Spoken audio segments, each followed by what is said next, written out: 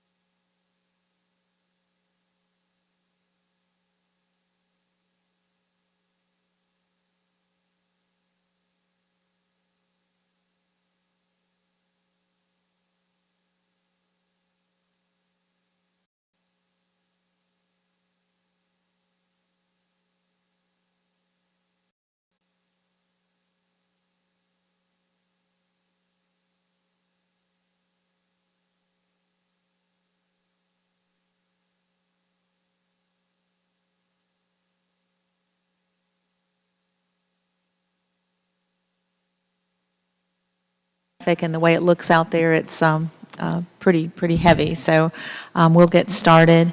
And today, this workshop will really cover two subjects. We're going to talk about our budget, and there will be opportunity for public input as well as board input. We have a special guest with us today. We have Mr. Mike Burton, who is a representative from Stantec. This is the company who's been with Lynn Haven for about 15 years. They have done the CPI study for many years to recommend how we should approach our rate increases or lack of increases. And so if you remember at the last meeting, we tabled any decision on a rate increase for water, sewer, and garbage until Mr. Burton could come and would have an opportunity to present his findings on the study and explain to the citizenry as well as some of the new board members as to how we come to this formula and these ideas.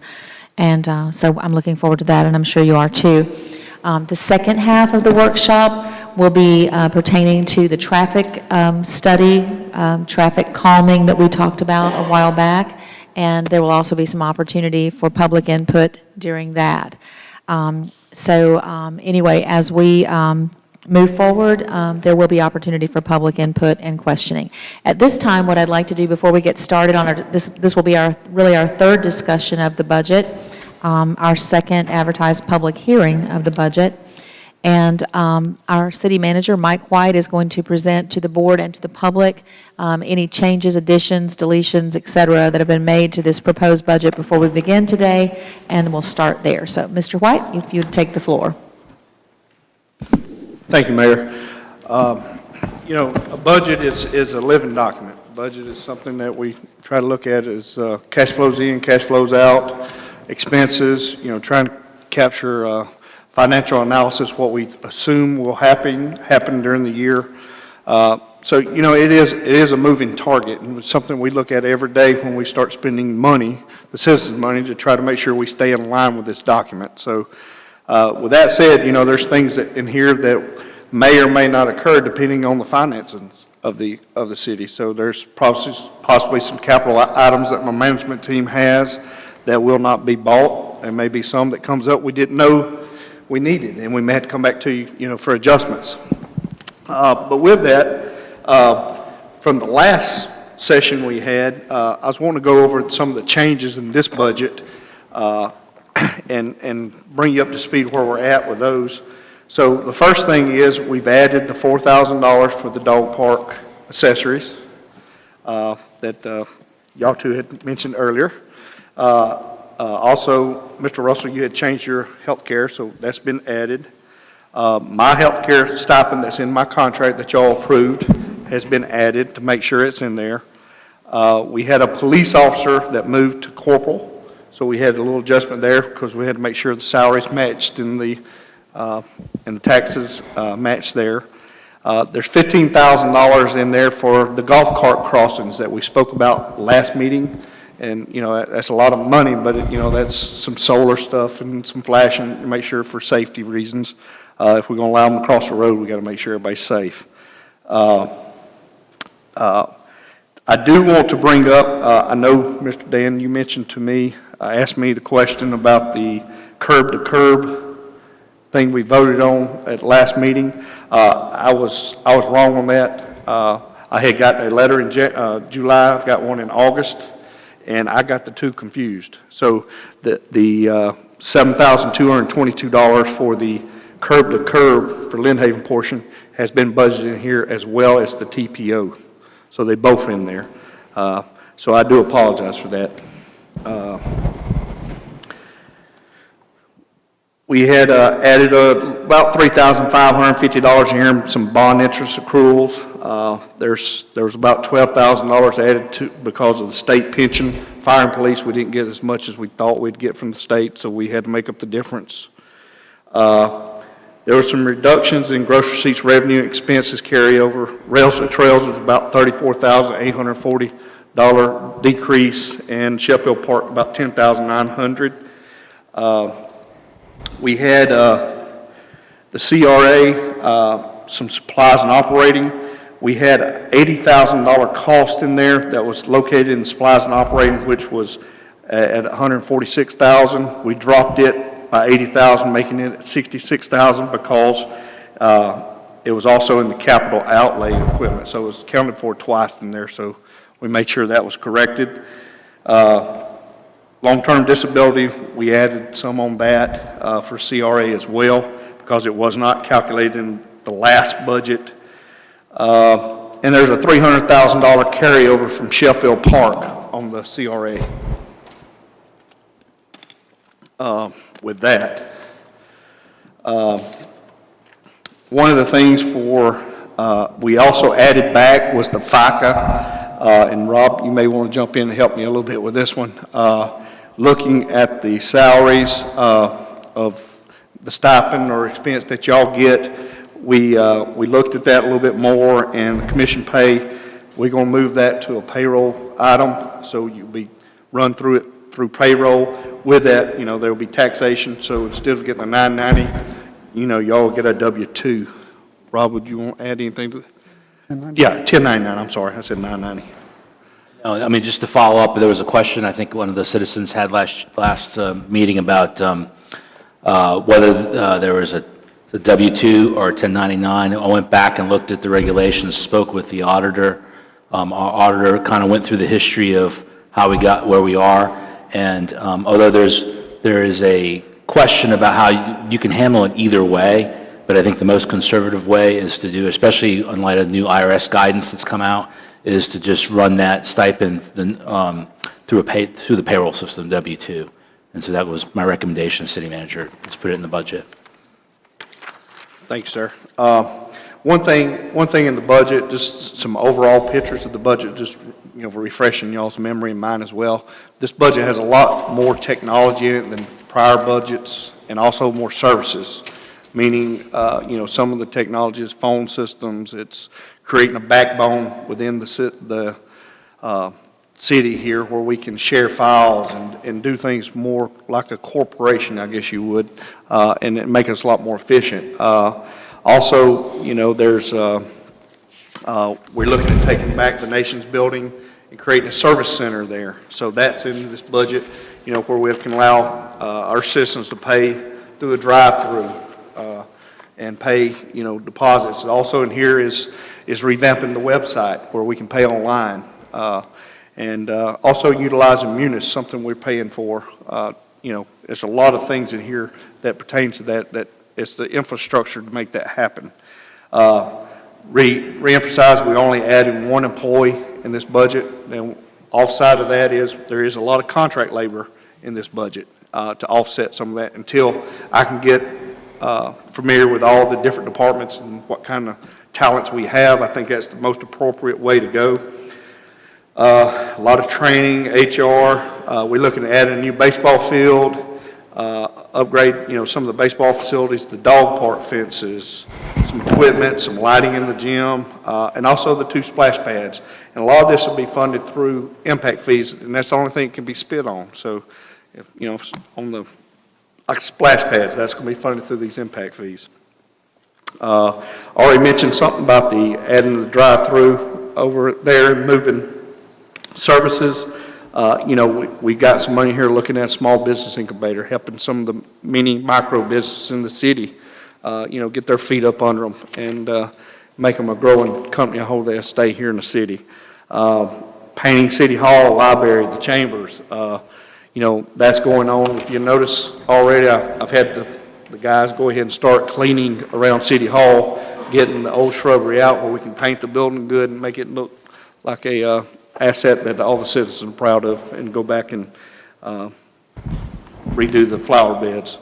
And the fire and police department, a lot of safety equipment we had to have. We hoped to get grants, but we was unable for the fire department, some of the oxygen stuff and backpacks they have to go in fire, so we had to purchase that. That was pretty expensive.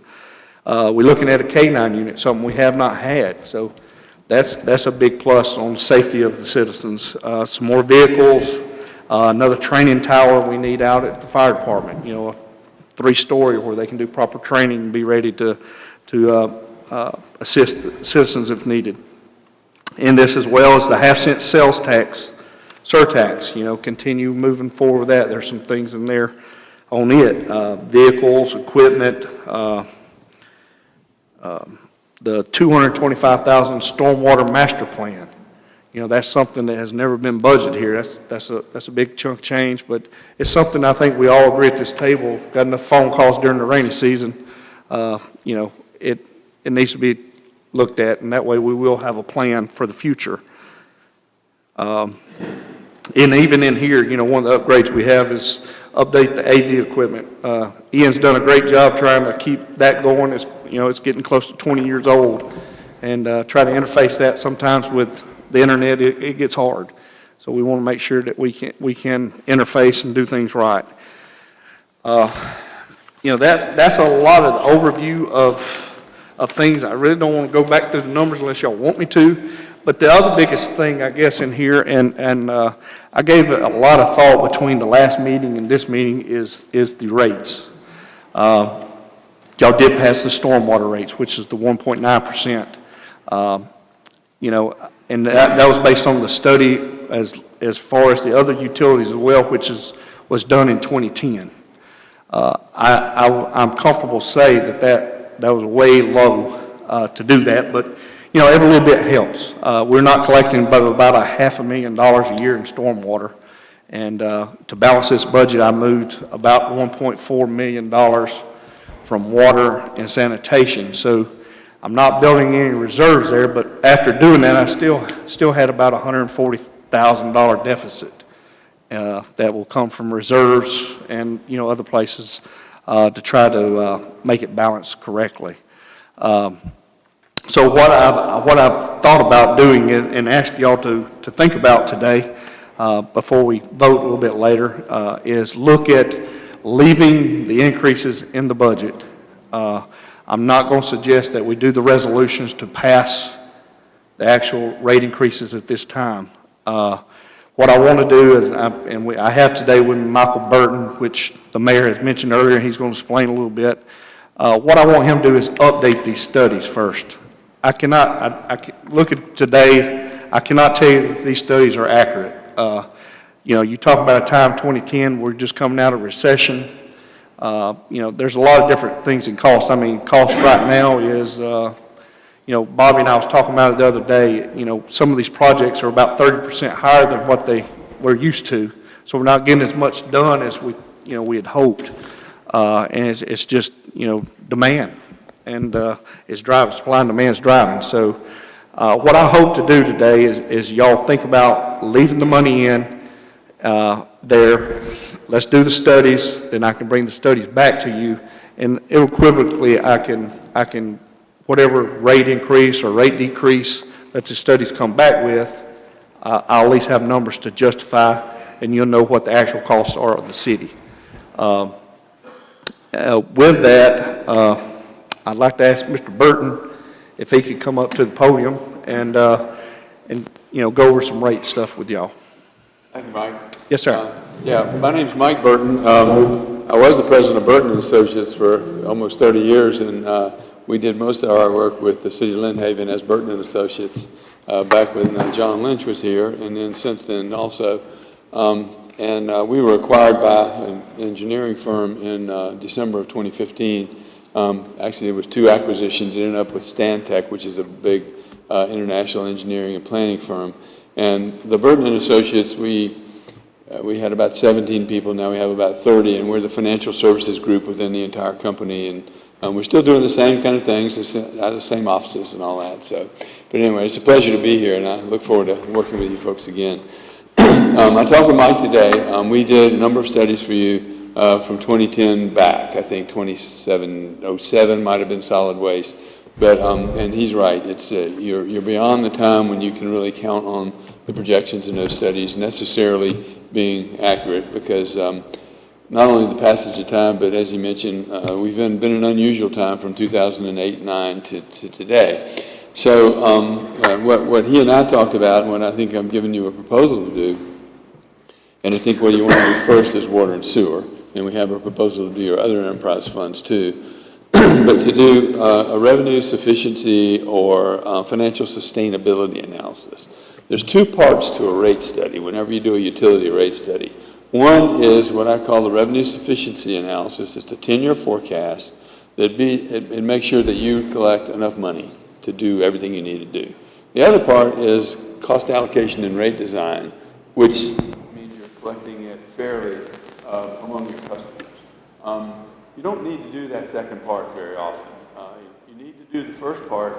You need to update it probably every 2 or 3 years. Even though you look at a 10-year forecast and maybe you're looking at 5-year projected rates, things can change. So you need to do a validation. Turn on?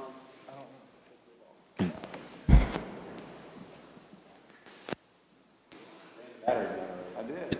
Try, I didn't talk fast enough. You're done. Thought it sounded different there for a minute. And if anyone in the public is having difficulty hearing anything, please feel free to move closer, pull up, whatever you need to do to be able to hear and see. Okay, is that better now? Okay, great. So what we're proposing to do is the first part, the revenue sufficiency analysis, part of the rate study. I was telling Mike today, we're very busy this time of year going into the end of the budget year because all our clients are doing what you're doing right now. But come October, we still have work to do, but we're not nearly as busy. So it's something that we could jump on right away in October.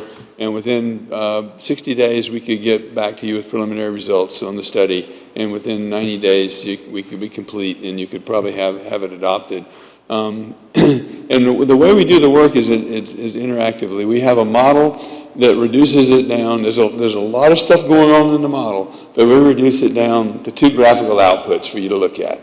Kind of like managing your own personal household finances. Cash in and cash out, and reserve balances, okay? You can spend more money than you make as long as you have a big savings account, but that delta has to come out of the savings account. And so these graphs show you the financial health of your utility as you go forward into the future.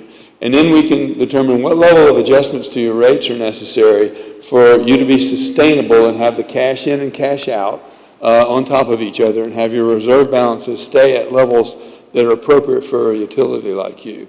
And we can meet with you, and we meet with staff first in an interactive work session to be sure we have all the data right, all the assumptions correct about escalation of cost.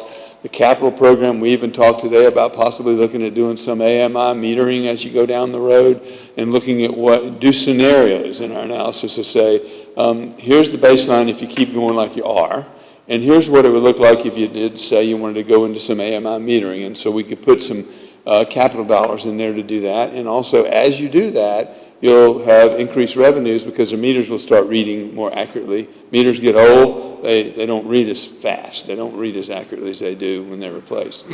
So, and then we'll get with you, the board, and we'll come with the model up, and it'll be projected up on a screen, and you can see the control panel, you can see those two graphs, you can see the rates, and we can work through a solution with you as to what you want to do and how you want to proceed to be sure your utility is sustainable. And then after the water and sewer utility is done, it's up to you as to what you want to do at that point, whether you want to do another couple of your enterprise funds or what. So I think that's a decision, Mike, if I understand, to be made later tonight. I think you just want to talk to them about the water and sewer part of it. So that's kind of in a nutshell what we do and how we go about it, and I'd be happy to entertain any questions if anyone has any. So. Yes. So we're talking about a regular study of these things. Actual study, which the studies are in the budget, and what I want to do is leave, those as place markers in the budget, the different rate increases as far as the 3.9, like for water, 3.9, because that's the way the old study was, but I do not have a lot of confidence in that study. Right. What is the cost of a new study? The budget. And I think everyone was at sort of a consensus at the last meeting that we felt that the study was old and that we needed to look at it more carefully. So I think that's where we left off. It was not a reflection that we thought it was a poor study, just an old study that needed to be looked at again. Mayor, I might ask a question while we're looking Go that right number ahead. up. Thank you. Just some of the elements in the forecasting, do we take into account the growth of Lynn Haven? Okay. Yeah, actually, that's an excellent question. The baseline says, we started with saying, okay, what if you just don't do anything? What if you don't raise your rates? Right. Okay, you just go forward. The only way revenues grow if you don't do that is through growth. Okay, because a growth unit of revenue is whatever it is. And the incremental cost associated with that is not very great because it's basically chemicals and electricity. So growth is a good thing in a utility. You do get to increments, though, when you have to add capacity and that type of thing. So Right. We'll see how that works out. But, yeah, growth, and we'll look historically for the last 3 to 5 years and see what kind of growth you've had. We have to really be careful, though, because of the time we're in from 2008 and the economic times we're in. But what we want to do is have some rational basis for saying, what do we think growth is going to be going forward? We'll get with your development folks to Right, see there you what's go. in the pipeline. Yeah. And over the next couple of years, there may be some significant projects coming down the pipe, and we'll include those. Good. And then after that, we'll have to come up with some dull roar assumption about growth that'll happen in the subsequent years. And then on the expense side, do we account for some of the upgrades and? Yes. Okay. So We take your budget, so we'll be doing it in October, so we'll be doing it in the budget that you're just about to approve, and that'll be our test year, if you will. But then what we do is we look historically, because we're going to ping off of that test year going forward in terms of O&M expenses. So if you have an anomalous expense in that year, some budget line item that's particularly big or particularly small compared to what it usually is, we want to normalize that going forward. So we look at every detailed line item in your budget, and we counsel with your staff about how that should escalate. Insurance typically has been escalating at different percentages than commodities. So we go through that and do a very detailed analysis of that. And the capital program is another one. I might beat you to that question. we put a complete line item detail of every capital project that your staff and your engineers have developed or will develop through the process. And then the way the model works is it goes through and it says, here's in each year, revenues minus expenses, that's net income. Do we have any existing debt service we have to pay and any coverage on that? And then do we have any cash left over? And do we have enough reserve balances? And then it goes over and it says, here's our capital program. It first tries to pay the capital projects out of existing reserves above your minimum level or cash that you're generating. And if you don't have enough to do that in any year and you still want to do the projects, the model will identify borrowing that's necessary to do that. And then it flows the debt service back into it. So it's a very robust and comprehensive analysis, but it's also very, very flexible. We can change all of the things we're talking about on the fly while we're in interactive work sessions with you and work towards solutions right there together. So. Mm-hmm. To answer your question as well, we'll have to offset some of those, like he said, some anomalies such as the half-cent surtax. Those capital upgrades to water and wastewater and some storm water, we don't account for it twice because that's coming from a different funding source. Absolutely, yeah. Yeah, we only want you to pay for stuff that this fund needs to pay for. We don't want to pass that on to the ratepayers because they already paid for it once. To answer your question, water's around $28,991, sewer, $26,356. Thank you. Yes, ma'am. I do have a question. Mr. Burton, does your company, has it in the past also done the studies for the other cities and the county, Bay County and all the other cities, or do you know that? You're the only city we've done in Bay County. We do, we've been working for Okaloosa County Okay. for probably 20 years, Okay. too, and we do their work. Okay, And I think you are our 2 Panhandle clients. thank you. Does anyone else have questions for Mr. Burton? Does anyone from the public have a question that you would like to bring forward to Mr. Burton while he's here about the rate study? Yes, ma'am. To speak for fewer, I think you can hear me. I was just wondering how long the new study takes. He probably mentioned it, but I couldn't hear everything. Yeah,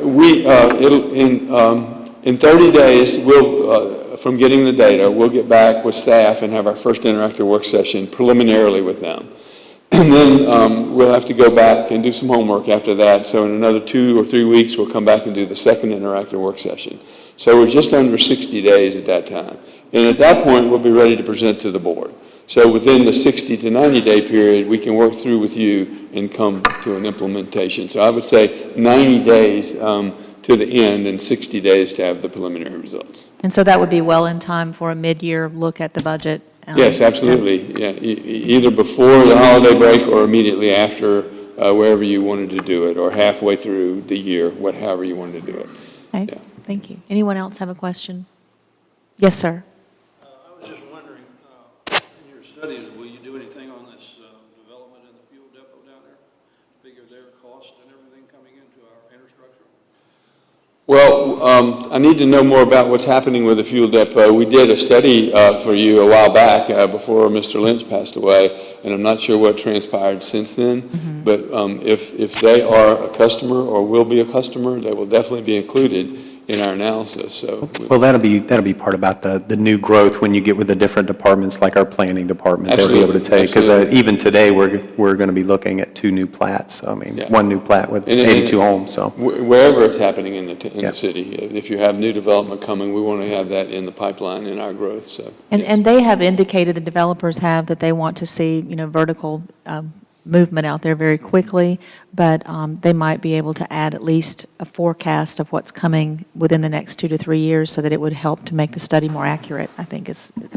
So the fuel depot is moving forward as a development. It has project. closed, and it now Awesome. belongs to Marina Island LLC. Awesome. And they are, I That's haven't great. spoken with them in the last couple of weeks, but I know that their intent is to begin immediately with some sort of development out there, so. That's great. That's good to hear. So. Did that answer your question, sir? Okay. Yeah, one quick question, not for you, sir, but for the city manager or commissioners. In the meantime, while this study's ongoing, do we carry the proposed rate increases forward, or do we freeze the old ones? My understanding is that we stay right where we are until, Okay, and then adjust after the study? if we should decide, based on the study that an increase is necessary, and, or if we may decide to go in the other direction, so we're where we are until the study's complete. Yes, ma'am. In the study, we'll project new growth, right? Yes, ma'am, it will.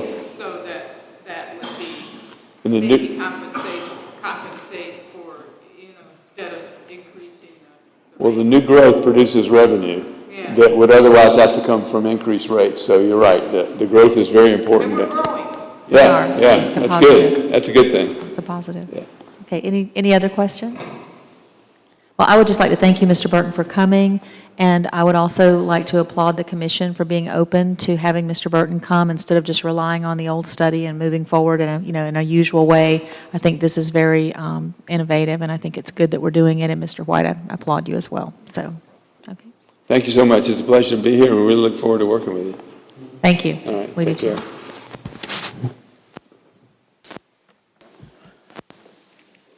Thank you, Mr. Burton.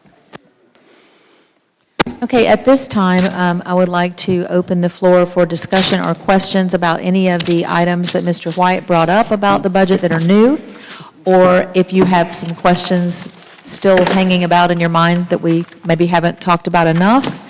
And then once the board has finished with their questions and discussion, at that point, I would open it to the public if you have questions about any item on the budget. I have something I want to bring up.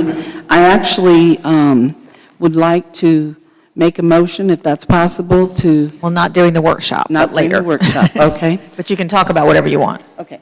What I'd like to do is see if we could table the part of the budget concerning our stipend increase until it's been brought to my attention that according to the charter, we must first create an ordinance and then do a referendum before we can have an increase. It's on page 4 of the charter. And there's been discussion about that this week, but could I let Mr. Jackson address that? Sure, Because I think he there's a can- long history there, and how far back you want to go, but for basically, that is in the charter. There's a conflict between the charter and the code on that. The code says, there's a section of the code that says it can be approved by ordinance.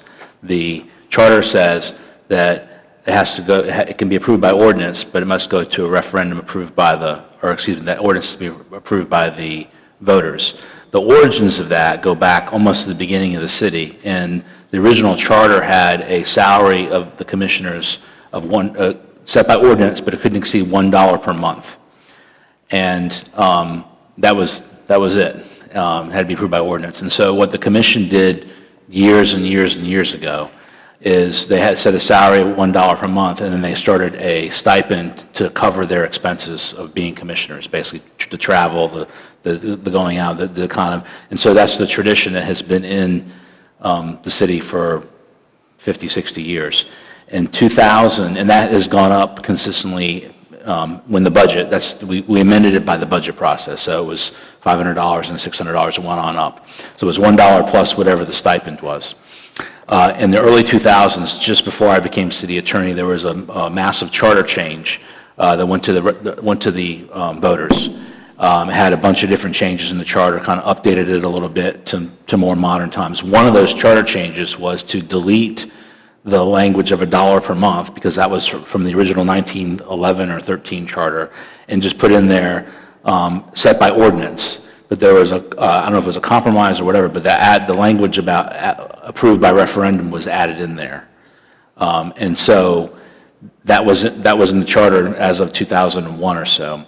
What the commission has done since then is basically the same thing. The ordinance approved the commission continued to pay itself $1 per month salary, and then a stipend that was approved in the budget process, $500 or $600, whatever the amount was that per year. My understanding is that right now that the stipend is $623 and $723 per month. It appears that $23 is the dollar plus some COLA increases that were in there over the years that were budgeted. And so I spoke with the city manager about this. The commission considered a charter change in 2007, and we actually drafted an ordinance to resolve these conflicts. And so to take out that language in the charter that said it needed to be approved by referendum and just say it could be approved by ordinance, but that never got approved by the commission. Never went to referendum. So we still have this charter conflict right now. We have a conflict between the charter and the code, is what we have. And so the issue, as far as my recommendation would be, if you guys want to resolve this once and for all, is to get a charter change, and that would have to be at an election time to do that. As far as what the commission has proposed, what's in this budget, is it continues to do what we've done before. And basically, it continues the $1 salary, and then the stipend that's approved by the budget. The only difference is that in light of some comments from last time, we went back and looked at the IRS regulations about how those are paid, and there are ways that you can pay it's called non-accountable plan, where it's via 1099 or as an employee. And just because the way the IRS has been enforcing that lately and been looking at these kind of issues, the city can always opt to pay via W-2. And so that was my recommendation, to go via W-2. And so just from a policy standpoint, if the pay is tied to a referendum, which must be approved by the voters, anytime there's a change in economic conditions, you'd have to have a referendum, which is expensive and time-consuming. And so whatever the commission looked at this back in the late 2000s to try to resolve this. If you guys want to try to go forward with that, that's something that we could consider, but I mean, it's really up to you. So I've just had a lot of people bringing up the issue, obviously. It's pretty much all I've talked about for 2 weeks. And this is the Lynn Haven Code, by the way, that it says here. yeah, there's a section in the charter, and then there's a section in the code. Yes. So the charter is different than the code. Okay. The charter can't be changed except by referendum. The code can be changed whenever you guys want to change it by ordinance. Okay. Yes, because the code actually says that it's changed by ordinance. It's the charter, which in my opinion trumps the code, is where it says Right, referendum. and what the commission has done in the past is not, the compensation was the dollar. Right. Basically, and the stipend was for an expense reimbursement. And so that, that's what the commission has done for the last almost 50, 60, 70 years. It needs to be cleaned up, more than likely. And, if you guys are free to do whatever you want to do with that, I mean, I'm here to help, so. Well, I'd just like to suggest that we get it all so it makes sense, so that, when people read it, everything correlates. I think that's a And good idea. I would just like to suggest we do that, get it together before we do this. But I agree wholeheartedly that the charter and the ordinance should match.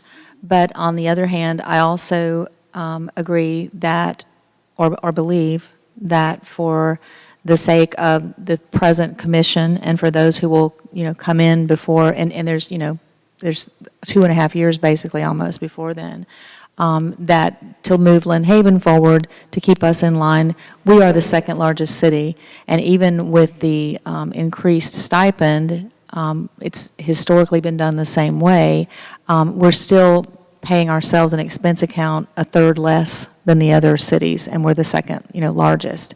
So, it always sounds distasteful when an elected board, we're the only ones who can do it, and so it's just a matter of, do you want to pay out of your pocket to serve as commissioner? And I think that probably everybody, on the board does that at some time. They say if you list those things you give to charity or whatever, that those don't add up in the end, so we won't do that. But I think that Lynn Haven is probably, in my opinion, it's one of the most progressive, moving forward, fastest growing cities, and we need to have people on the commission who are, moving in a forward direction. And if you're having to worry about what you're spending just to, drive your car around, and not to throw anything toward the city manager or for others, but Panama City Beach pays their commissioners almost as much in a car allowance as we pay for all of our expenses. So if we were doubling our salary from $50,000 to $100,000 or something like that, but when you're talking about moving it from $7,000 or $8,000 to $14,000 or $17,000 to cover expenses on the board, I just don't see an issue with that. What you said, as far as us at the next ballot time, at the referendum, bringing that ordinance maybe out of the past a little bit, there's a lot of things there, and there's some other things in that charter I think we could look at as well, the ordinances, to try always to update. But those are just my thoughts. Does anybody else have? Yes, Mayor, thank you. I would totally be in support of trying to get the code lined up with a charter, because I think the charter is our foundation and everything should fall back to the charter. So if that needs to be, and of course that has to be done by referendum, so I'd be in full support of that. As far as the compensation increase, as I mentioned at the first workshop, I completely agree that in order to attract people that are going to give their time and their education and their experience, we have to attract those folks with some type of compensation. And I think as Lynn Haven continues to grow and the challenges that we face, I think, I think we need to get with the times as far as what our compensation is like. The only thing I would suggest is maybe we could come to a slight compromise and just phase it in over the next couple of 2 or 3 years. So it's not done all at once. So that's kind of what I suggested at the first workshop, but that's kind of where I would be. And then that way, I agree, that way, if we can do it in such a way that by the next election cycle, folks that are looking to serve would see that the compensation is what the new compensation would be, and/or forecasted to be if we approve it in such a way. That's all I have to say. And my comment to that, which I very much respect, I think that's not a bad idea, but it's almost every time that you bring it up, it's going to be the same discussion again, and it's just almost like, it's just take responsibility for what we need to do and do it, or, that I just have a little different I appreciate, take on that, yeah, because yeah, it's that no, same I discussion appreciate it. every time, and anyway, I'll just leave it And there. I can certainly respect that position 100%, because we don't want to do this. I mean, this is my second term, and we've talked about it. Nobody wants to do it, so it is what it is. But yes, I totally agree. In order to, you got to compensate people for their time, and I want nothing more but to serve, honestly, for me personally speaking. But it does take a lot of time. It takes a lot of time, and I love it though. And I'm sure you do as well. But I appreciate what you're saying, and I agree. It is something that just needs to be looked at and done. If I may, I completely agree with you, Mayor, and I understand your concept too about wanting to spread it over time. If we're going to do it, I think we need to do it. I don't believe in kicking the can down the road. And I also, from dealing with the last election we had, the biggest issue was golf carts. In my opinion, that was a minimal issue with this city, but that encompassed the entire election. I don't want 2 years from now a salary to encompass y'all's election. That's all you talk about. So in my opinion, if we're going to do it, let's do it. Let's get it over with. That way it will be a non-issue in 2 years when y'all's 3 seats are up for vote. I don't, and I never think it's a non-issue, but I do agree. But for example, over the last 2 weeks, and I have the greatest respect for the media, I really do. But the main, with a budget the size that we have, with rate increases, with studies, with all the things that we have going on, the only question that any media member wanted to talk about was the commission. 3 years ago, when Panama City Beach gave themselves 150%, increase plus the car stipend, it was all about the media and that one issue. So there's always distrust. I know that I'm probably the most conspiracy theory person in the world about government. I like less government intrusion, but anyway, I've kind of stated my position. But as far as if the next election I have 1,000 people who say, well, because you felt like that you were, spending $17,000 and that's too much, that we don't want you to be mayor anymore, well, then I'll just live with that. Hopefully that won't be the case, but we'll see. And my whole goal was just that I don't want that to be a topic that is going to encompass the race. I agree. Okay. I agree. Okay. Did you say, was I announcing? No, I love being the mayor. That's fine. That's fine. It's too early. And Commissioner Barnes will find out his thoughts, I guess, later when he's here. Okay, there are other comments on the budget, other questions? Mr. White brought up several items.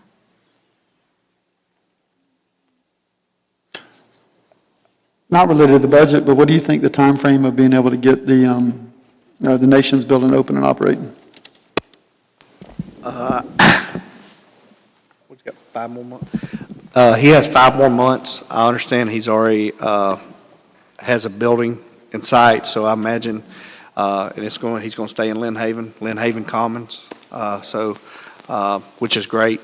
I hope as soon as he leaves, I'll be getting with our guys and try to start developing a game plan to get get it knocked out and quick, because I'd hope that once he moves out, I hope within 5 to 6 months, have it open, functional.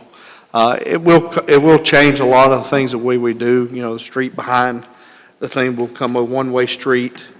When you go through the drive-through on the north side of that building, you'll only be able to turn right because we don't slow down traffic. So there's a lot of thought. I have Panhandle helping me design to make sure traffic flow goes the right way. We still make sure that we have a lot of ADA accessible areas and just kind of open it up. And it's going to give us a lot of parking places and for employees and people to do. One of the biggest things I've seen when I got here was a lot of the elderly people through the weather having to try to get out of their car, walk across the street, or people with kids, or sending kids in and crossing that street. There's a lot of cars go across that street, so it scares me.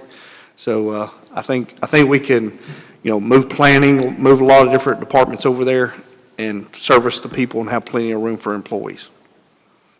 I think it's a great idea. I think that drive-through of people not having to get out of their cars, and it's going to alleviate the danger and also, speed things up. And I know my own mom, she does not trust the postal system with her water bill. She delivers it in person, so that will be great, and I'm sure there are a lot of other people who feel that same way, so.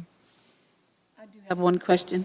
In the general fund, I just noticed that from the first time we met to the second time, and I haven't even looked at this third one here, that we doubled the fees. And I just want to make sure I understand this. Is this for new buildings or new building? Page 16 on the second. We've gone up 100% on permit for gas. We've gone up 80% on plumbing, mechanical, all those issues. Yeah, Is that for new building? No, ma'am, that is just some costs associated. If you look to the left right there, you'll see through 8/30/17, we had spent $745, and originally, we only had $1,000 in there, so they opted to put a little extra cushion in there, and some of that is looking at some of our buildings, we don't have a whole lot, but it's very minimal dollars there. You're looking at $600. Okay, thank you. Yeah. It looks like a big percentage, but it's real small when you look at the number.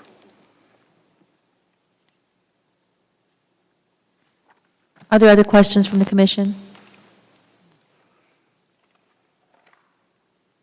Welcome, Commissioner Barnes. Mr. White had just listed some new items earlier in the budget that he had basically just some cleanup and some changes that he had looked at, and so now we're going back through it. And I apologize to the commission. I got tied up in a meeting, so. We're glad you're here. Any other questions or comments? At this time, then, I would, and if others' questions come up, we can readdress, but at this time, before we move to the traffic calming part of the workshop, I'd like to allow time for as many questions as we need from the public. If you have a specific question about this budget or a specific comment that you would like to address to the commission, to the mayor, to the city manager, this is your opportunity. You're welcome to approach the podium. Yes, sir. Yes, sir, right here on the front. Would you please come to the podium so we can, it's just very difficult for everybody to hear. Thank you, sir, very much. I just wanted the committee to realize whenever the budget goes up and the utilities goes up, somebody in the city's paying $3 or $4 a month, and they're not getting a pay raise. And everybody else around, Gulf Power and these other companies, this is the time of year they go up. So you're going to wind up paying out a lot and not getting anything in. If you get a raise through Social Security, they turn around and give it to Medicare. You don't get nothing. A very valid point, and I agree. I don't want my water bill to go up either. I live right over there, so I'm with you on that. Yes, sir, in the back. Thanks, Mayor. Yeah, just a couple. First, on the raising the stipend, I think you guys deserve every bit of that and more. My question is that it needs to be done legally, and I'm concerned, is there a legal challenge if this is done? If not, I'd say do it. If there's a basis for a legal challenge because the charter doesn't allow this, then that really brings up a serious question. I think that was the question that Mrs. Tender asked earlier, and the attorney addressed it by talking about that it's really a language issue it's an old language issue, but as far as the amount, that it's been done many, many times. Well, I understand it's been done, but I think the charter language is very clear, as Commissioner Friend said, and that's what I was concerned about, just the legal basis. Mr. Jackson, you want to address? Sure, I mean, there's always a basis for a legal challenge. I mean, there's, that's something that is always a risk. The way the commission has done this in the past is they've treated the salary as compensation, and the stipend is really just reimbursement. Okay. And so the charter states that the referendum, that it must be approved by ordinance, which must be approved by referendum. The ordinance was approved back in 1913. And so, that's the position the city has taken over all these years. As far as the stipend, that is approved by ordinance also, because the budget's in the budget, and that's an ordinance that's approved. That's just not approved by referendum, but that is not compensation as the charter is discussing. It's been a position the city's taken, and the argument is we just need to resolve that once and for all. Yeah, if there's, I think, sufficient distinction between stipend and the $1 salary, then I think it's good. Would really behoove you guys to explain that well with the media or whatever, because people tend to look at that as a salary. And I understand what you're saying, the distinction between the $1 and the stipend. But then, again, the basis, though, is you guys deserve that more, in my mind. So, a question on page 8. This is just wondering there on the streets, on general fund expenditures, on the outlay. Does that include the surtax infrastructure, the $3.9 million? I didn't hear all of your questions, sir. Would you? This is page 8. I got that part. Okay. On the expenditure, capital outlay for streets, about Yes. halfway down. Yes. Of $3.914 million. And my question is, does that include the surtax infrastructure? Beverly, we put some of that belongs to the enterprise fund, the surtax in the enterprise fund, and some of it in the general. It's in the surtax. Surtax is in the general fund. Okay. It is, we have almost $4 million included as expenditures in the budget. So it's in the general fund. Okay, so then that Yes, would sir. include that. And there's a little bit of confusion as that gets spread throughout different outlays. And I don't know, it might be helpful to have a separate sheet on surtax that tracks it to its various places, just so we can understand where that goes. Sure. A question on page 16. This is 3 lines down, local option 6% fuel tax. And the question is, are we raising that? Is that 19% at the far right just expected increase in revenue, or is that a raise in our gas tax? Expected increase in revenue Okay. Yeah, that's from the state. from the state numbers. All right.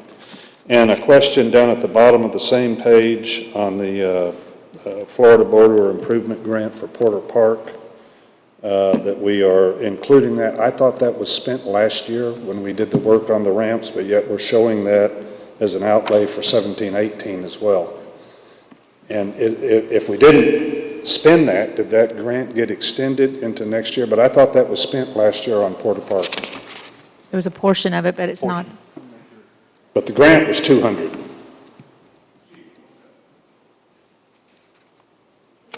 We were looking, I know, at the $50,000 increments as they came in, but That's a reimbursement.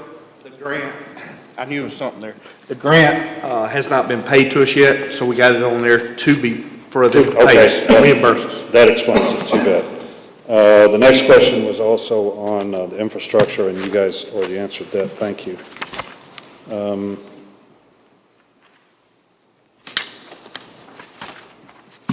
I believe that completes my questions. The rest of them, there's one more. The rest of them really were questions about the surtax, as it appeared that it appears in a bunch of different places through there, but I think I understand that now. So, but it is confusing, so I'd recommend somehow to allow that surtax revenue to be tracked better to where it lands in different spots, different pots of the budget.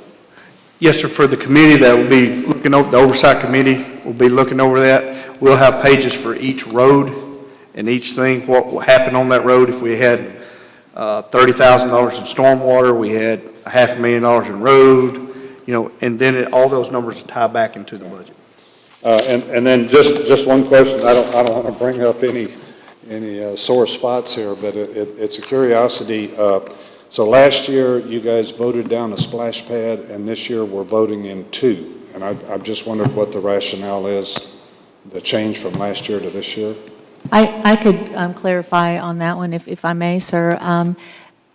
I was the one who brought up the idea, well, I think years ago, maybe Commissioner Friend had asked for a splash pad out at the Leisure Services Park out on 390.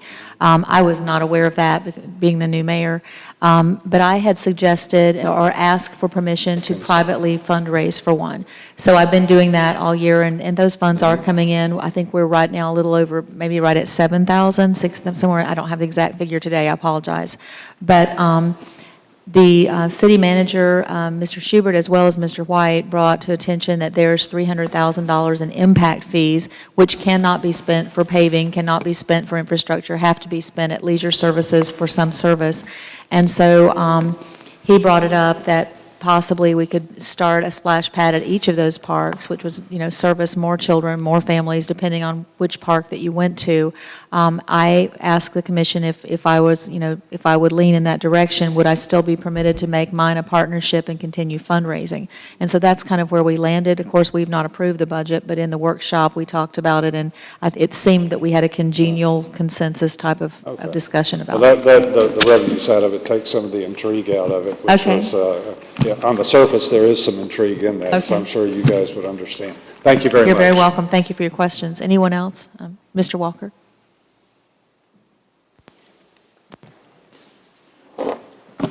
Rich Walker, 1106 Michigan Avenue. I want to thank the city manager for taking almost everything I had on my tickler file off the list. Okay. Good. Thank you, sir. Very good. However, there are a few things remaining. Just a little information. The reason we got in trouble over stormwater management was years ago, maybe 10, I was asked by a citizen what happens to the water management. Mr. Walker, I want to interrupt just for 1 second. If you'll keep it to the point, like of the question rather than the history, because we've got still another topic to discuss today. And you can ask your question, but I mean, with all due respect, at the last meeting, you and Mrs. Walker had 58 minutes of the workshop time. And so please ask any questions that you want to ask, but the history of the stormwater, that's years ago. Questions about today's budget. You continue to do that, okay? As a lawyer is usually asked by a judge, I'll rephrase the question. The question is, and I'll put it to you, is why did we get in trouble with stormwater management? The answer, and you asked me a long time ago, don't come up with a question without having an answer. That was the last commission meeting. And the answer is the following. City manager diverted the money from the stormwater management to the general fund. I think we're in where it was disappeared. So for 10 years, that's why we got in trouble. And I enjoy finally taking the enterprise funds and putting it where it should belong. Thank you. The next question here is, on page 41 of the proposed final budget 926, 2017, 2018, number 1, it establishes a new office with a new budget. Under the personnel schedule, CRA director, 60%, 40% economic development director. This proves a long-established point. 1, the CRA director was not employed to full capacity, and his workload did not measure up, and implies that the CRA salary and benefits should be halved. The need for an economic development office within the city staff, besides a singularly targeted Bay County Economic Development Office, which we pay for $20,000 a year. We don't get any support from them at all.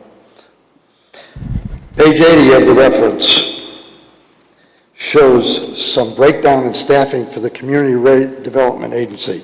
Fact, the city requires Economic Development Office and a director and a budget. It appears to be a part-time employee. Then hire a person to do this. We would save insurance fees, pensions, workers' comp, retirement, etc. In addition, the employee would fall under the supervision of the city manager. and can devote all his energies to the task he's assigned. This would be similar to the building department, the city attorney, city engineer, which are outsourced to private companies.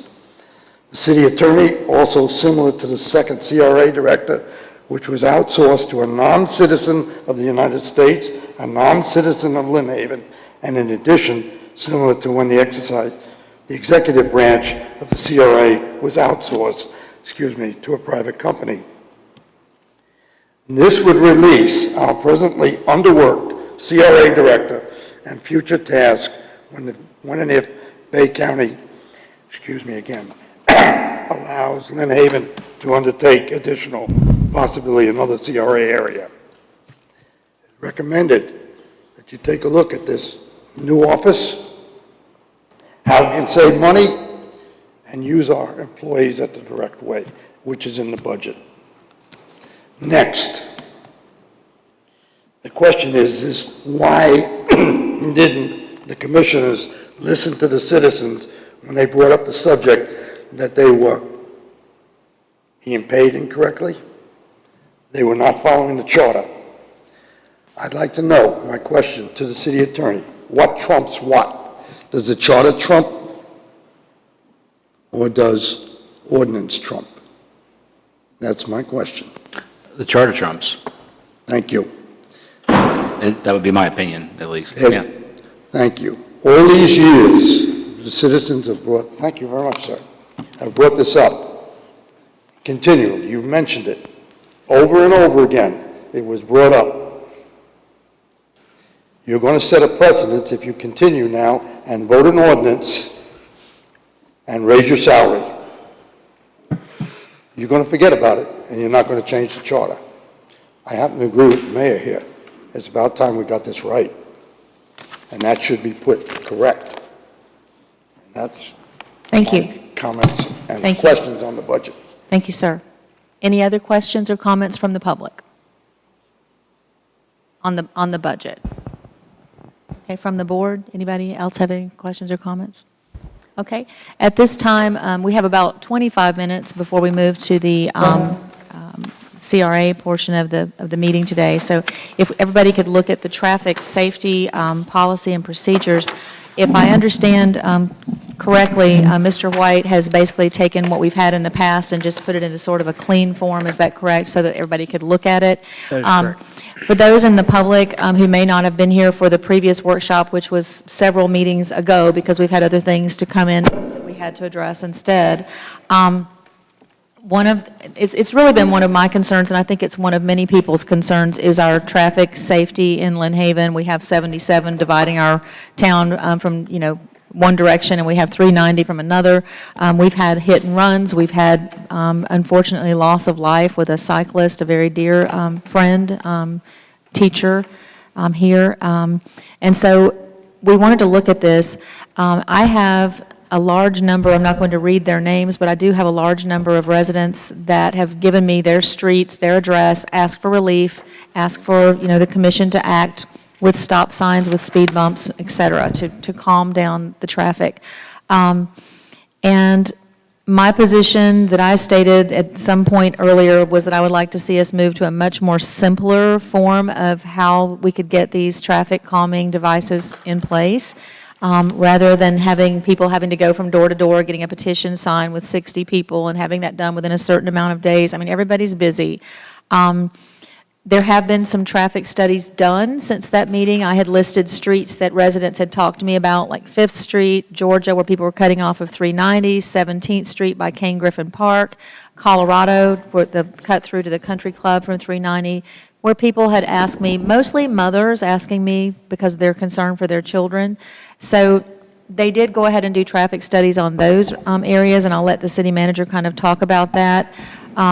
So my position is that we need to make this policy much more simple, so that if you are a resident here in Lynn Haven and you have an issue on your street with people cutting through from major roads or people just speeding by your house or putting your family and others around you in danger, that you could come to the commission and just say, we as a neighborhood would really like to have a stop sign on our street.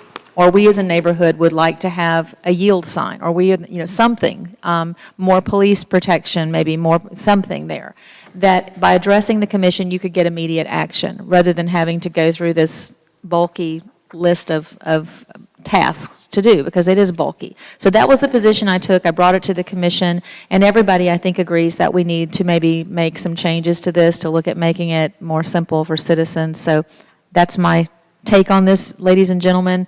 Mr. White, I'll let you go from there, and then we'll open to the commission and then open to the public, okay? Yes, ma'am. I think it's very prudent that we start with this little graph I gave each of you. And these are the roads that y'all mentioned to me, when I first come on board, one of the first workshops we done. And Bobby and his guys put out our machines to try to capture all the data we could as it relates to the cars and these specific roads. Some of them are very surprising to us. If you go to the third chart, one of them that sticks out is, looking at some of the max speeds on, we had somebody on Virginia Avenue going almost 61 miles an hour, 17th Street, 63 miles an hour, and several of the others are in the high 40s. We had one that was 41. That was New York. And all these roads are a lot different. If you turn to the next page, the posted speed, like for Virginia, the posted speed versus the 85th percentile. The 85th percentile is 85% of the cars, this is the speed that they're traveling on that road. So you can see on Virginia Avenue, it's posted at 25. Most of them are doing 37 miles an hour. On 17th Street, it's 30 miles an hour, they're doing 34, so they're within range. But we also had some speeders on 17th, if you remember. Colorado, 25 and 30. Georgia, 25 and 29. New York, 25, 27. So a lot of these streets, a lot of people are driving correctly. Virginia, throws up a big red flag to me. And that's actually Fifth Street, correct? Yeah, It's on Virginia Fifth- Avenue on Fifth Street. On yes. Fifth Street. It's, That corner. yeah, that corner. Yes, Oh, ma'am. yeah, they do fly by there. Also, the last page It's by Mrs. Tennell's house. Yeah. Yes. gives a lot of data. That particular street was just speaking about on 3 days, the number of cars that go across. We set the number of cars was 3,859. So the average speed difference on that road was almost 12 miles an hour. That was the average that was going. I got to ask. Virginia and Fifth, Fifth in Street. a 3-day period, had almost 4,000 vehicles. Yes. They cut off there from Southport to go to the beach. To miss the traffic signals and go down Tennessee. That's what we've been talking about. That is amazing. Yeah. It's not amazing to me. I see it every day, and so does Mrs. Tennell. It's just so passionate for me. I just can't believe it. And 60 miles an hour.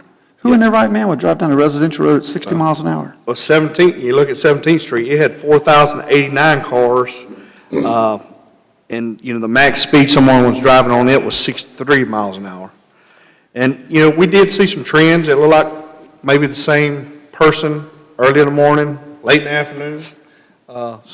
We did see some trends because we captured date and time stamps. You can see some of that's at 7 o'clock in the morning.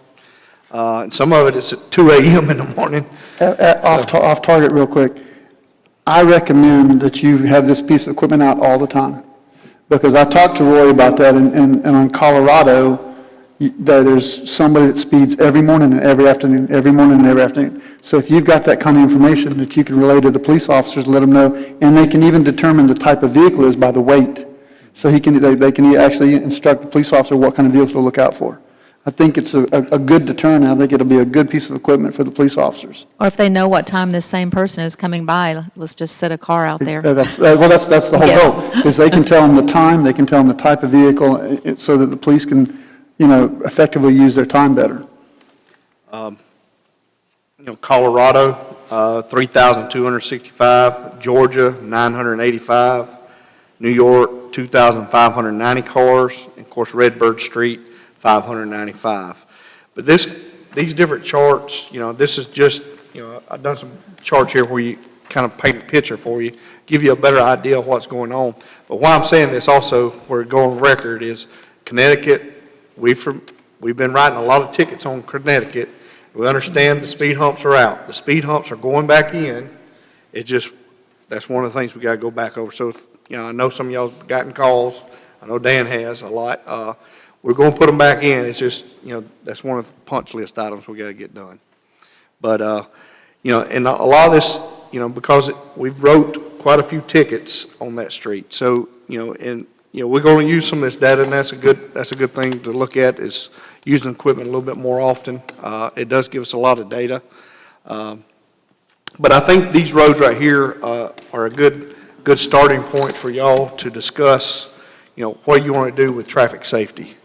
Do you want a document like you have now, and how you do things? Do you want to simplify it a lot? Do you want to follow the I'm trying to remember the. I don't know. MUTCD. I was going to get a couple letters backwards. MUTCD, there's a lot of different options you can go with, but, and these could be some of the first, beta testing roads that if y'all want to enact, something that we can look at. I just need to ask a question for clarification and from my understanding. MUTCD is a federal document that everyone follows. Is that correct? Okay. With that being said, how are we going to, as a commissioner, Rob, you may want to jump in on this.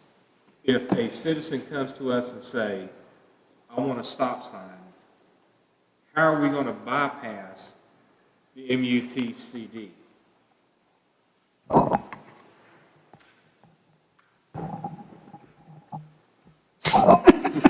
I have my thoughts.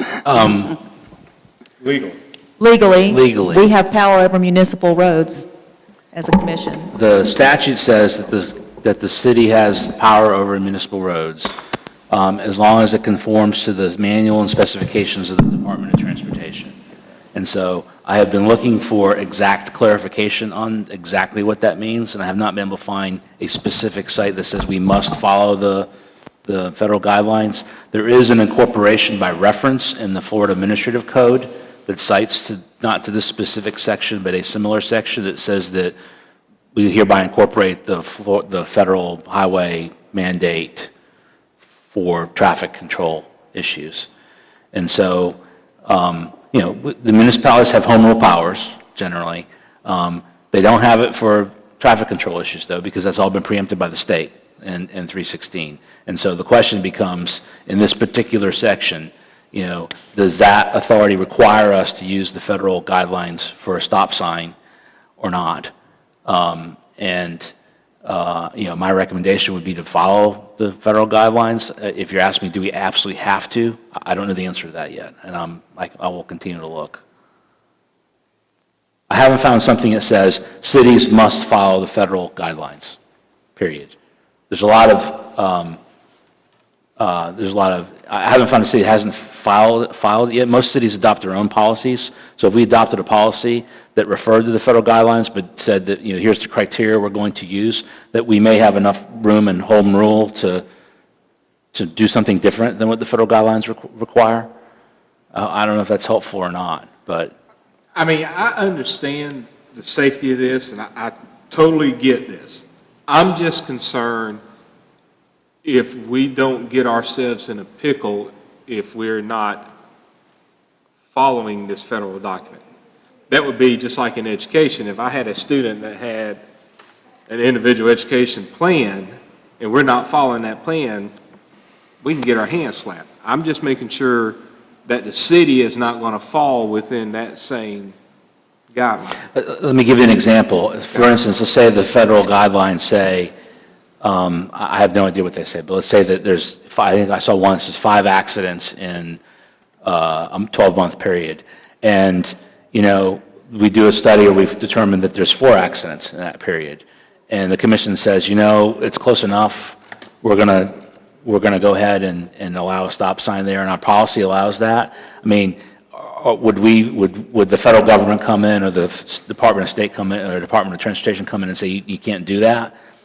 I mean, I don't think so, as long as we follow an organized kind of, here's our process that we adopted, we considered it, it's in our policy, it allows us to make these kind of minor variations. And so that may be an instance where we don't actually 100% technically follow all the federal guidelines, but might be able to put a stop sign or some other, traffic control device in there. But you still refer to it, you still use it, it's still very, I don't think, do I think that we have the power to put stop signs anywhere without any kind of study or review or investigation or anything for that matter? I would say no. I mean, I think that the city has to have a basis for its decisions. There needs to be some basis for it, whether it be a citizen complaint and then a review like the city manager did, or, looking at our policy. We have a policy in place now that says we'll follow the federal guidelines. So if we change that, I think the model that the city manager proposed refers to it. It doesn't say we absolutely have to follow it. I mean, it's not real clear either way, but. I just want us to be very careful in allowing stop signs or yield signs or any other traffic calming, that we don't get carried away with putting these devices out there. I mean, I will tell you, when I was reading some of the MUTCD, a lot of the areas that we would even, that we may think in our head that, yes, we need a stop sign there for some reason, it would not qualify because of the number of cars it requires, the code requires, the federal guidelines requires to go through there, or, some of the speed, 85 percentile, some of the speeds and things of that nature, because sometimes it will not fit, where, some of these roads. So there's got to be some kind of happy medium if y'all decide, or if y'all decide to do something totally different. The way we looked at some of these roads right here is like I did add the committee part in here. I had the fire chief, police chief, myself, Bobby, and our engineer, Chris Forehand. He was in there. We all sat down and looked over all this data. We recalled, how many wrecks we had here, look at speeding, a lot of different things is looked at.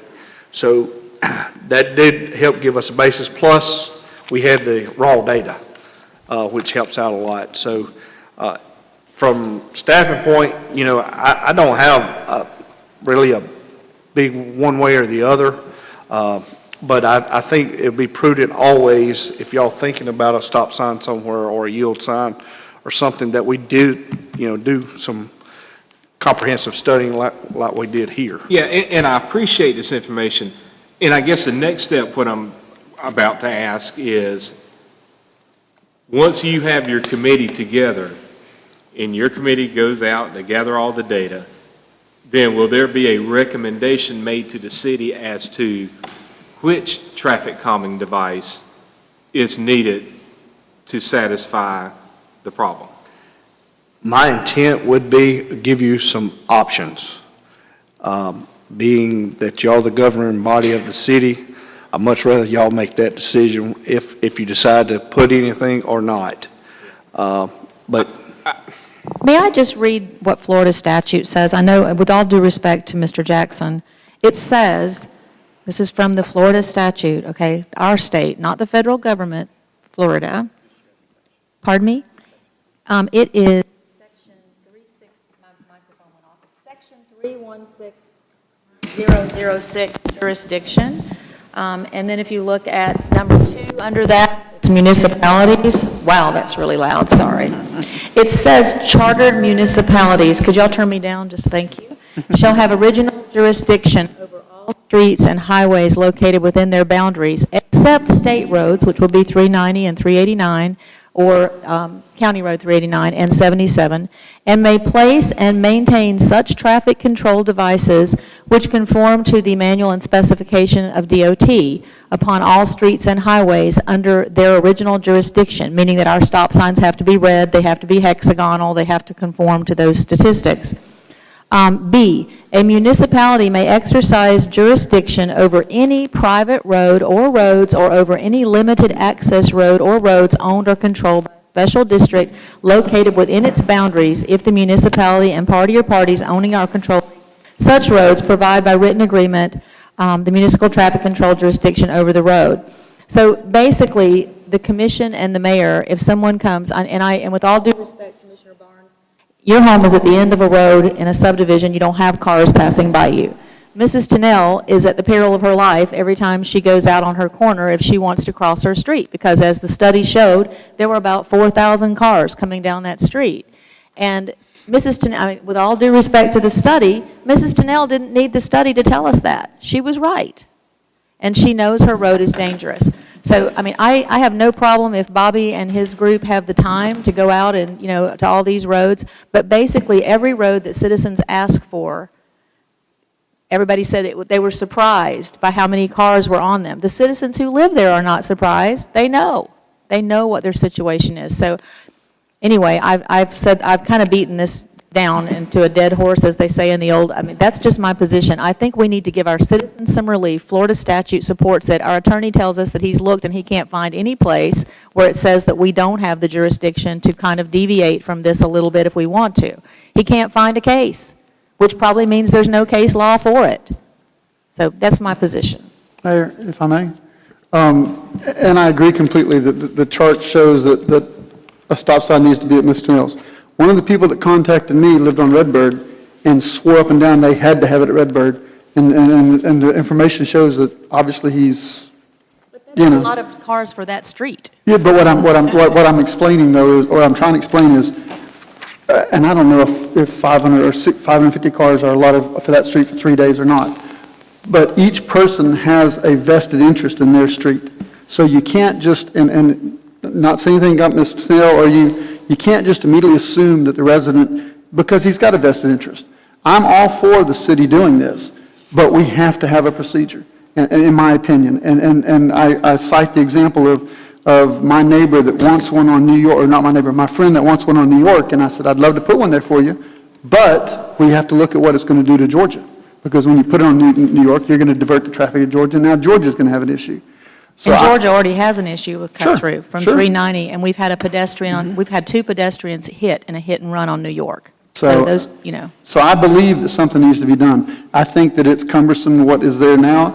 I don't know what the answer is going to be with the MT, whatever those initials are. But I would suggest that the commission look at setting up a procedure. And what I would like to say is that if a citizen makes a complaint of a problem, then we go put the traffic equipment out there, Right. look at it. We ask the police chief to give us his recommendation on that information. Let's ask the fire chief to give us a recommendation on that information. Let's ask the city manager what he recommends, and let's make a decision with the council. That way, we've got a procedure in tow that can be done, instead of the commission just automatically putting a stop sign somewhere that well, I needs to be think done. that is very sensible, and I think it also makes this a lot smaller. I applaud And that. that's what I'm getting at. I'm not totally against this, Mayor. It's just, I want to see a procedure, but I want it to take a step further, and you tell me what best traffic calming device is there. I don't think this commission is prepared to make a decision that we're going to stick a stop sign here, a four-way stop over here. You guys have the data. Bring it back to us and let us know what's best. And And that's that's not still a just a problem. couple of steps, though. I mean, Right. it's not this. I mean, we've been saying that we have to go by this federal document, and I mean, if we could get it down to a couple of steps, the citizen comes 1, 2, forward, 3, we 4, have a 5. study, and we make a decision. That's 3 steps versus this. Mayor. One of the things that we as the little committee I had put together, we did evaluate the MUTCD as a reference tool, because it is kind of statewide, and with this, I would hope that y'all would be okay with us still doing that, because it does give us some guidance. But that's not a problem what you asked at all. Mayor, if I may, I think as far as the statute's concerned, it may just end up being one of those things that we'll have to wait until until we're challenged, if at all. If we're challenged on the statute and/or the way our policy reads, then that's just what we'll have to wait, and then it'll just happen. I would offer up, like I did last time, if you'd want to look at Florida versus Ingram, there is a case. So Florida versus Ingram. The only other thing I wanted to offer up, and I apologize if I didn't make copies and give these out last time, but this is just some other calming devices that I want to give to the city manager, so that as the committee meets, maybe some of these other type of slowing down or traffic calming devices would work, as opposed to a stop sign. And I'm not against stop signs, I'm just saying these are alternatives like speed cushions, Sure. speed humps, chokers, those type of things. So I'm just going to give that to the city manager. Thank you. And maybe we can also look at some of those things for traffic. But also, I just would like to take the opportunity, since we're talking about traffic, is bring up speed limits. I don't know that we have a policy for speed limits, and the statute, I think, is a little more clear on speed limits, that we as a municipality can set speed limits based on residents, and we don't have to, we can say that this area is a residential area, so the speed limit can be 20 or 25. And I just think we need to take a look at some of the different areas and determine and make a decision, is it a residential area or is it not? And then going back to 17th Street, actually, part of that says 25, and then there's a 30, and then there's another 25. So I think we need to look at that pretty quick. Consistency in there. Yeah, well, all of 17th Street, I don't know if we changed it from 30 down to 25 and forgot to remove 30 or what, but I got a few calls on Mosley Drive, for instance. We went from 30 to 25. If it's a residential and we say that we think 20 or 25 is better for a residential area, let's do that across the city. So 26 comes to mind. We went from 25 to 30. So anyway, that's the only, I think we need to put that maybe in the policy as well, or we need to have a policy for that as it relates to traffic. I think that's an excellent suggestion. I like that. Thank you. And that could actually fall into that same procedure. Citizen files a complaint, and then you go through the process. Pretty simple. The only thing I might disagree with you on, Mayor, is if we have a policy and procedure, I like having policies and procedures as elected officials so that the residents don't have to come before the commission, so that we're working for them. So we create these policies and procedures to follow. That's I think that I was maybe not clear, because I have nothing against having a policy. I just don't like this policy. This policy is cumbersome, and it puts a burden on the residents. I'm just saying, I'd rather eliminate them having to come before us to ask for it. I like having a policy saying, hey, here's the policy that we voted on, and this is what it is. But anyway, and I agree, we've always agreed that that's a little too encumbersome. And so if a resident, if I'm hearing what you're saying, if a resident were having an issue, like Mrs. Tennell has brought forward, that she wouldn't need to come before the commission, she could just call the city manager and say this, and then would you please enact this policy, let's start the study on my road, and go from there. That's the way I Then the like to committee say would have to come to the commission for approval. approval of whatever traffic calming device they wish to put out there. And So don't the city misunderstand- manager could not make a decision based on... And I can tie in, we can tie in, the same thing with speed areas. I would prefer that it not have to come back before the commission. If the commission approves the policy and the procedure, and then it's in the budget, for instance, if the committee comes together and says, we think a choker is going to work better on 17th Street, and it's in the budget, then I don't see it having to come back to us. We set policy, we set procedure, you set procedure. We set policy, you set procedure. Exactly. We're done. If I may, what happens when a citizen disagrees with the committee's decision? Then they're going to come to us, and then do we have the right to override the committee? I think make a recommendation We're about the the final policy. authority. Oh, I know, So- that's why I would rather see it come before the commission So each would I. time. That's- I don't that's want what I would rather see it set up as, and I've actually got it written down so I wouldn't forget it. First step, citizen files a complaint. Second step, the city does the traffic study. Third step, the city manager gets a recommendation from the fire and police department on what they think the policy, or whether it deserves it or not. City manager makes an overall recommendation and the commission votes. Simple as that. It's 5 steps, done, and it can be done within, if somebody filed a complaint on a Thursday, we should be able to have an answer by the next commission meeting whether we can vote for it or not. It shouldn't take 2 or 3 days for that to work out. At times, yeah, it depends on the weather and, Because the committee you're asking for is the police chief, the fire chief, and the director of public works. Plus they have- That's and a the pretty- engineer. And the engineer. Yeah. And that's putting a burden on their time. I mean... not it's- within It's still... the month, I'll make sure everybody's awake.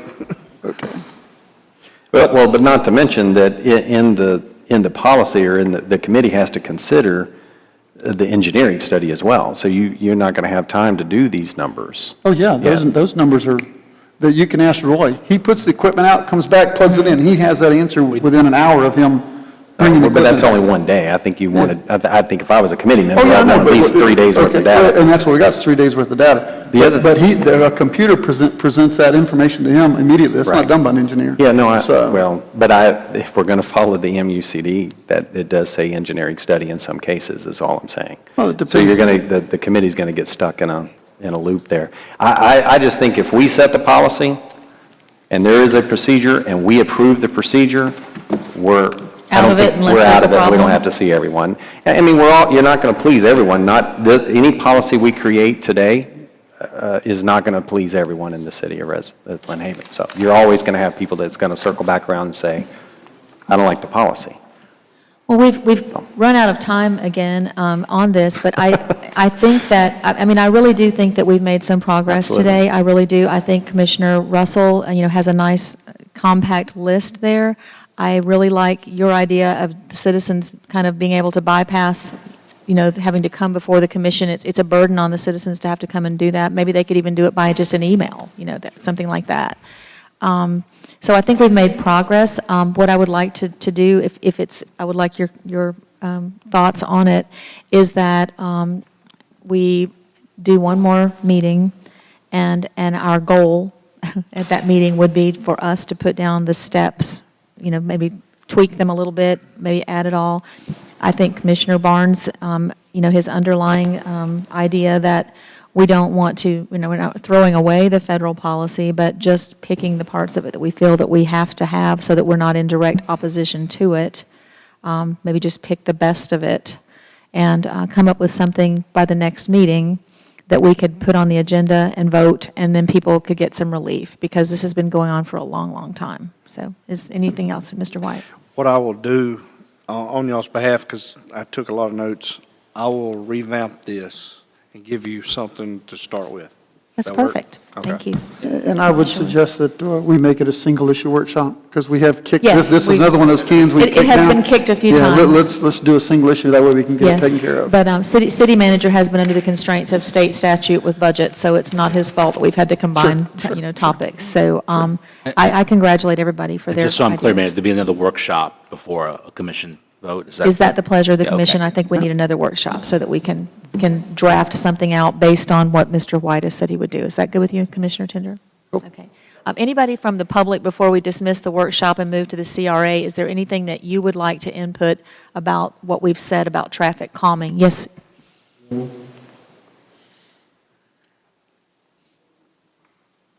William Carr, 1500 Massachusetts.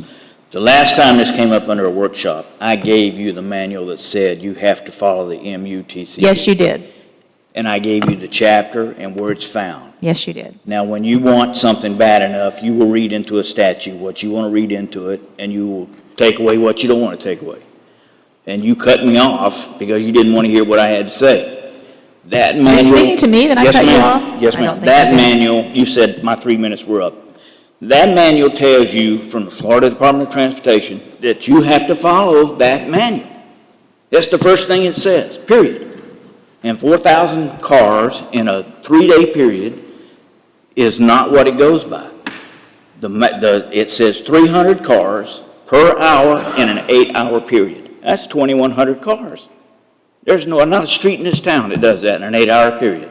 Not a street. But that manual is the one that says you have to follow the MUTCB. And I told you guys that.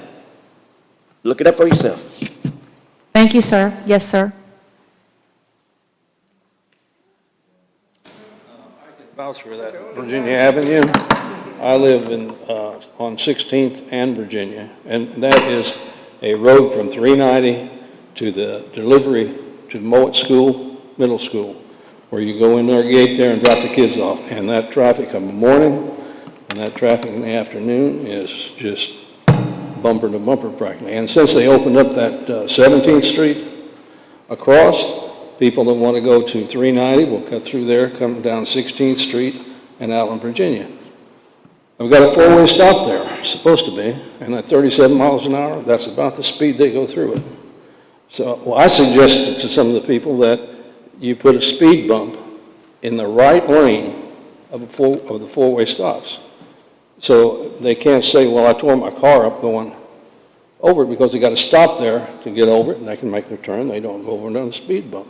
But if they put those speed bumps in the right lanes at four-way stops, it might slow some people down. We've had some wrecks there, too. Thank you. Hopefully, there'll be some relief, sir, very soon. I hope so. Anybody else have a comment, question? Okay, we thank you so much for participating in this workshop. We'll now be beginning our regularly scheduled CRA meeting. We'll take just about a 3-minute break, and then we'll start, 5-minute break. Okay, so we'll start back at 5:43. How about that? We'll just start at 5:45. How about that? That'll work.